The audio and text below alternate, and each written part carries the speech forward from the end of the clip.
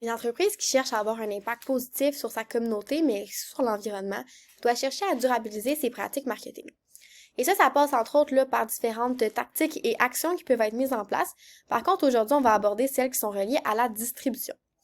Avant toute chose, il faut savoir qu'il y a 100 milliards de colis qui sont envoyés dans le monde chaque année, mais qu'il y a aussi une augmentation là, de 15% au cours de la dernière décennie des émissions de gaz à effet de serre liées au transport. Ça nous mène donc à la conclusion là, que la logistique des transports, c'est un enjeu super important dans la distribution. C'est pourquoi on va vouloir chercher à la rendre plus durable. Et ça va passer entre autres là, en favorisant les transports durables. Donc on peut penser au train, qui est un transport plus propre, ou encore aux camions nouvelle génération, là. Donc par exemple les camions électriques, les camions alimentés au gaz naturel comprimé, au biocarburant, et tout ça.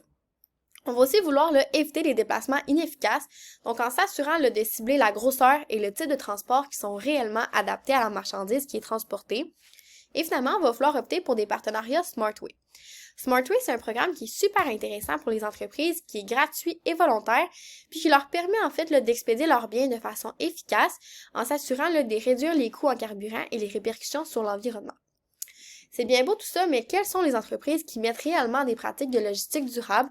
On peut entre autres penser à Cascade, qui utilise le programme EcoVadis pour cibler ses partenaires et fournisseurs, en s'assurant que ceux-ci vont au-delà de la simple conformité RSE et que les actions de durabilité qui sont mises en place par leurs partenaires et leurs fournisseurs s'alignent avec les objectifs de durabilité de Cascade.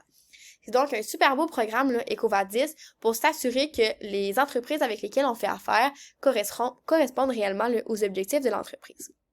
On a aussi IKEA qui s'est fixé comme objectif d'ici 2025 de réaliser 100% de ses livraisons à domicile avec des véhicules électriques. Et une chose super intéressante, c'est que au Québec et en Ontario, c'est déjà le cas. Donc, toutes les livraisons à domicile réalisées par les camions IKEA au Québec sont faites avec des véhicules 100% électriques.